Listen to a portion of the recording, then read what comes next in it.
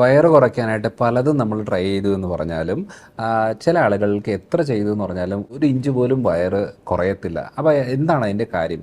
പലപ്പോഴും സംഭവിക്കുന്നത് എന്താണെന്ന് വെച്ചാൽ അവർ പ്രോപ്പറായിട്ട് ഡയറ്റ് ചെയ്യുന്നു, എക്സസൈസ് ചെയ്യുന്നു, പല രീതിയിലുള്ള സപ്ലിമെൻറ്റ്സ് എടുക്കുന്നു, ഹെൽത്തി ആയിട്ടുള്ള ലൈഫ് സ്റ്റൈൽ ഫോളോ ചെയ്യുന്നു. എന്നാലും ഈ വയറ് കുറയാത്തതിൻ്റെ കാര്യം എന്ന് പറയുന്നത് പലപ്പോഴും അങ്ങനെ ചെയ്തു വരുമ്പോഴത്തേന് എന്താവുന്നത്, ആദ്യം നമ്മുടെ ബോഡിയിൽ ഫാറ്റ് കുറയുക എന്ന് പറയുന്നത് കവിളിലാണ് കുറയുന്നത്.